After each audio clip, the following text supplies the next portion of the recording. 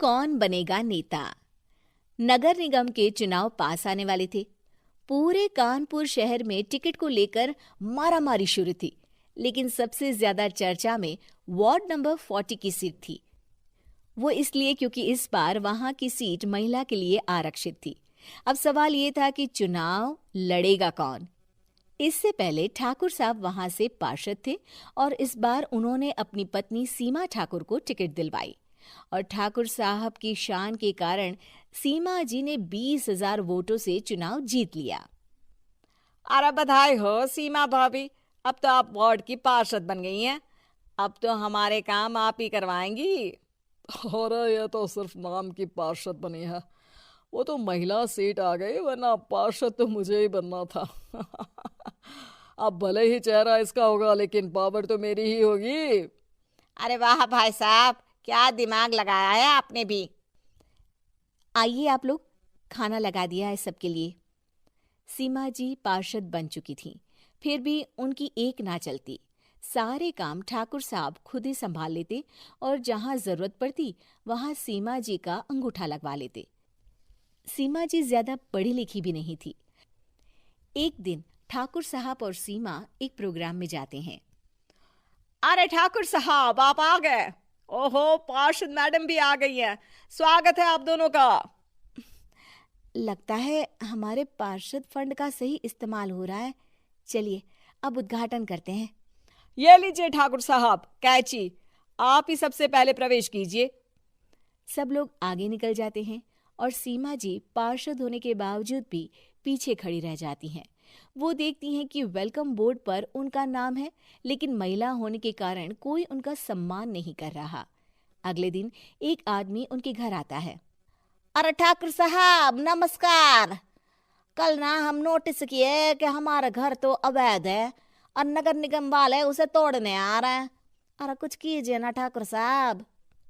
देखो भाई, मैं तो ज्यादा कुछ कर नहीं सकता, पर अगर तुम सबकी जेब गर्म कर दो तो कुछ हो सकता है। कुल मिलाकर 4 लाख लगेंगे। अरे 4 लाख ठाकुर साहब? अरे भाई, मैं अपने लिए नहीं मांग रहा हूँ। दरोगा है, इंजीनियर बाबू है, बड़े साहब है, सबको देना पड़ता है ना थोड़ा थोड़ा। बोलो है मंजूर? तभी वहां अचानक सीमा जी आ जाती हैं। अरे ये आप क्या कर रहे हैं? पहले इन्हीं लोगों से तो आपने वोट मांगे, अब इनसे ही पैसे ले रहे हो। अरे चुप रहो तुम, तुम्हारा काम है सिर्फ अंगूठा लगाना, तुम वही किया करो। मुझे दूसरे काम तुम मत सिखाओ, समझी? और तुम ना जाओ, अब पैसे लेकर आओ, वरना जेसीबी किसी भी वक्त आती होगी। सब कुछ ऐसे ही चलते रहता है। एक दिन सीमा जी और ठाकुर साहब को एक लोकल मीटिंग में बुलाया जाता है। वहां पर कई और अधिकारी लोग भी मौजूद रहते हैं। अब मैं चाहूंगा कि ठाकुर साहब हमारे बीच 2 शब्द कहें। मेरे प्यारे भाइयों और बहनों, आज मेरा सौभाग्य है कि मैं आप सबकी सेवा दिन रात कर पा रहा हूं। आपने मेरी पत्नी को भारी मतों से जिताया है, इसलिए मैं आप सभी का शुक्रगुजार हूं। मैं आप सबसे वादा करता हूं कि हमेशा की तरह हमारे वार्ड में किसी को कोई तकलीफ नहीं आने दूंगा। सभी लोग तालियां बजाने लगते हैं। अब मैं माननीय पार्षद मैडम को स्टेज पे बुलाना चाहूंगा।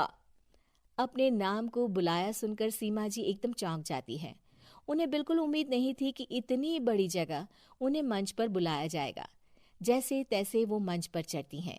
ऊपर जाते ही सीमा जी को सारी पुरानी बातें याद आ जाती हैं कि किस तरह उनके पति उन्हें कभी भी आगे बढ़ने नहीं देते और उनके नाम से गलत काम करते हैं।